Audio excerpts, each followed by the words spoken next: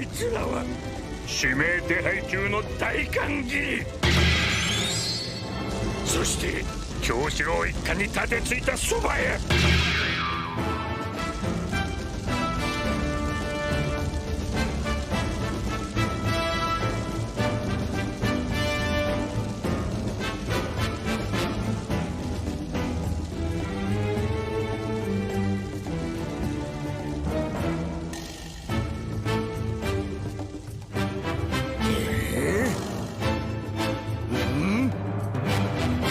Yo Nakama, aujourd'hui nouvelle vidéo One Piece. Durant ces 3 derniers chapitres, il s'en est passé des choses. Sanji qui bat Queen avec son Ifrit Jumbo, le passé de King qui nous est dévoilé et sa rencontre avec Kaido. Pour finir, la victoire de Zoro face à King.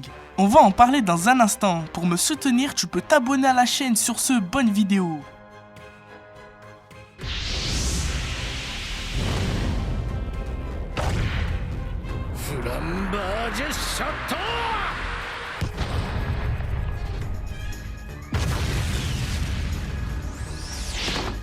Le bras gauche de Kaido, celui où la science du Germain n'a aucun secret. Le scientifique qui a surpassé Juge. Il ne cesse de mentionner ce dernier face à Sanji. Il a acquis toutes les attaques de la famille Vinsmoke. Utilisé le Steel's Black, technique de la jambe noire qui lui permet d'être invisible. Il a forgé le mental de Sanji avec l'incident d'Ozome. Souvenez-vous, au chapitre 1031, la jeune fille réfugiée au quartier des plaisirs a été frappée. Les femmes qui étaient présentes ont pris leurs armes sur Sanji.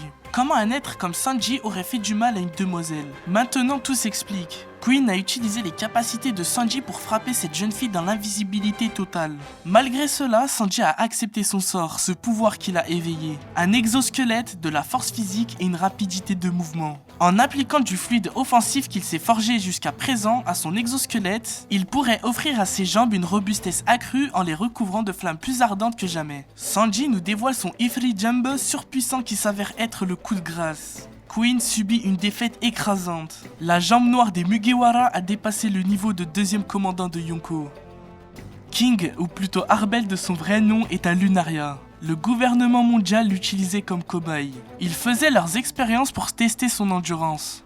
Cela peut confirmer une théorie que j'ai dite dans ma précédente vidéo. Les Lunaria auraient été exterminés par le gouvernement mondial il y a maintenant 800 ans. Ils vivaient sur ce même endroit qu'on connaît aujourd'hui assiégé par le gouvernement mondial. Cette organisation politique fut fondée par 20 lignées royales. Afin de fixer leurs alliances, ils auraient exterminé ceux qui sont considérés comme des dieux. À la suite de ça, ils ont planté leurs épées pour sceller le fait d'être égaux et se battre pour la justice. On continue ce flashback avec Kaido qui souhaite fonder son propre équipage. Il proposa donc à Arbel de le rejoindre en tant que bras droit. Penses-tu vraiment être capable de changer le monde? Je suis le seul à pouvoir le faire.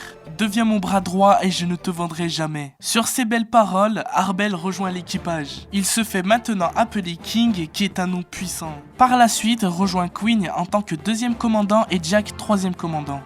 Revenons maintenant au combat des seconds. King est remonté à bloc et il n'a jamais été aussi puissant qu'aujourd'hui. Son feu est maintenant comme du magma. Malgré ça, Zoro a compris comment fonctionnaient ses pouvoirs. Il se retransforme sous sa forme de dinosaure. L'heure du coup final a sonné. King nous dévoile une nouvelle technique, Omori Karyudon. Cette attaque reproduit la forme d'un dragon de feu géant. Zoro saute, c'est à son tour. Santoryu, Ipyaku Sanju, Iryuji Goku. Zoro découpe le dragon de feu et porte un coup fatal au bras droit de Kaido. Nos deux Mugi ont été capables de surpasser le niveau du premier et deuxième commandant de la flotte des bêtes. Luffy doit maintenant vaincre Kaido à son tour. Il deviendra l'un des 4 empereurs. Ainsi, la prime de tout l'équipage des Mugiwara sera incroyable. Sur ce, Nakama, si la vidéo t'a plu, lâche un like et on se dit à la prochaine.